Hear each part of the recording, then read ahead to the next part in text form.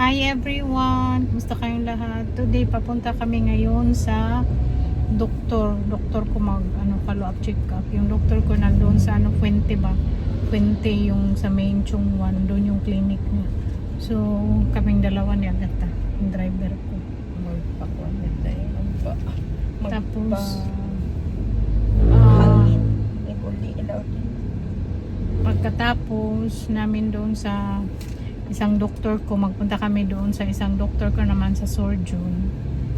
Tapos pagka next week magpunta ako doon naman sa aking doktor sa OB, di ba? Ang daming doktor. Sa awa ng Diyos, bumubuti-buti na yung tiyan ko, gumba, nawala na yun sa ibabaw, pero sa loob hindi pa to heal talaga, no, kasi take time talaga yan.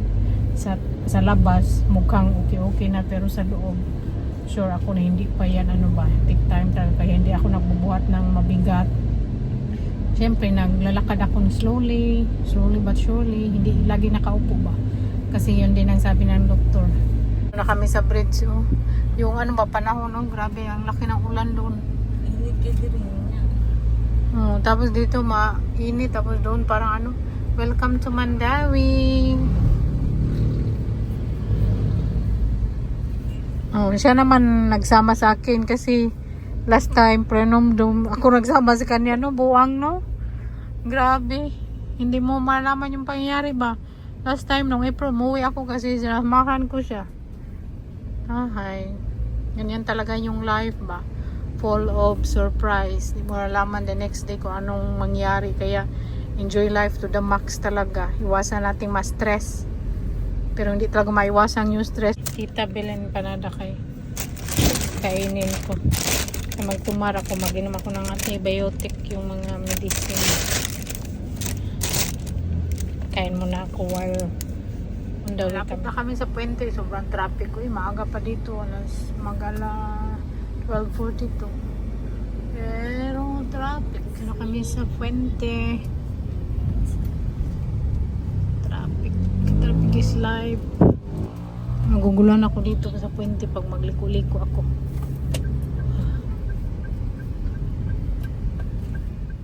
Hi everyone! Kumusta kayong lahat? Kaligo ko lang. Fresh na fresh.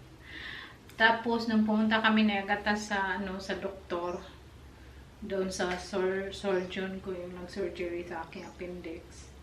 Dalawa yung pinunta namin, kasi nung na-admit ako, 4 yung doktor ko.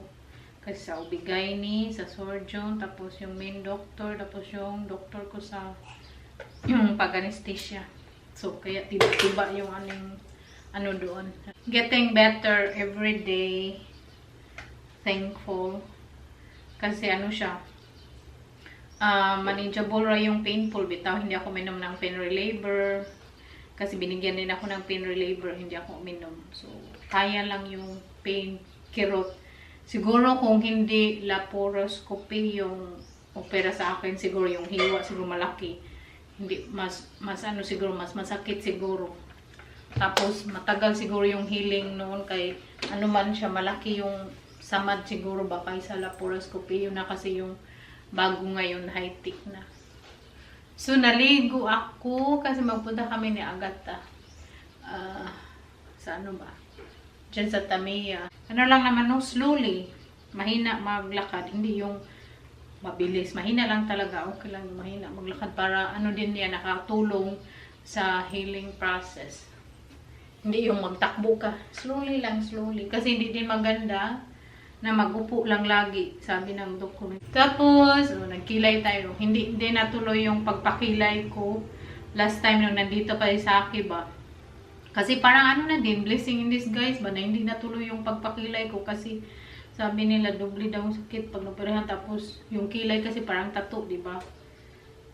So, that time na magpakilay ako, doon kami sa SM. Tapos yung mama ko chat ng chat.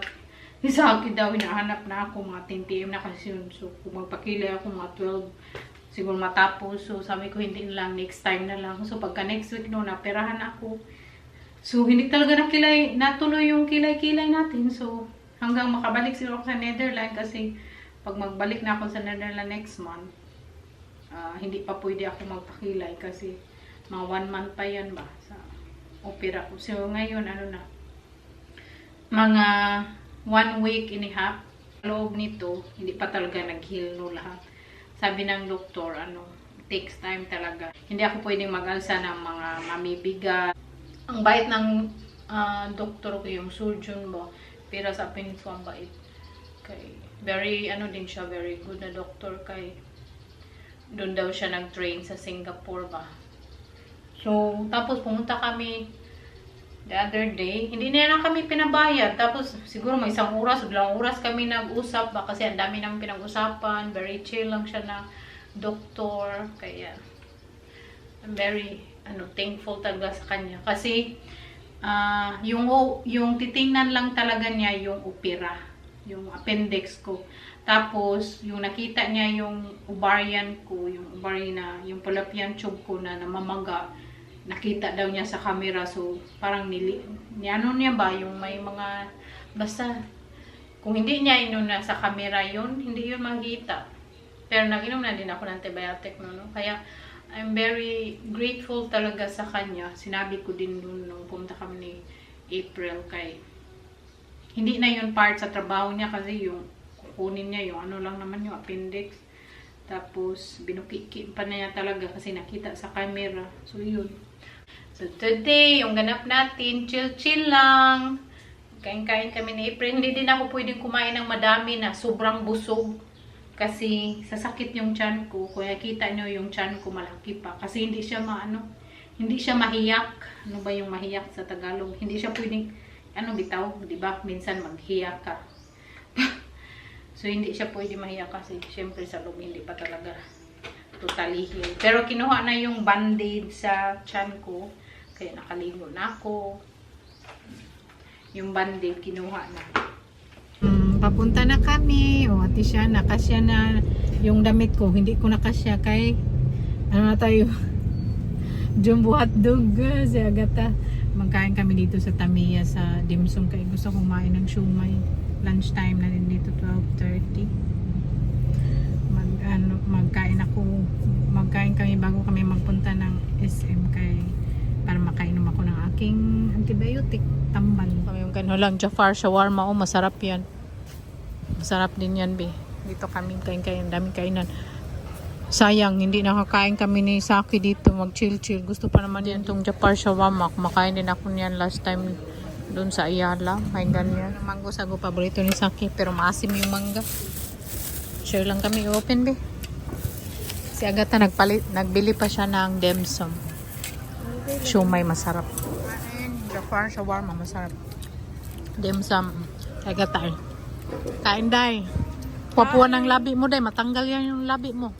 Day, kasi kumain tayo, day. Kain mo na kami. Kain tayo, mga maritis.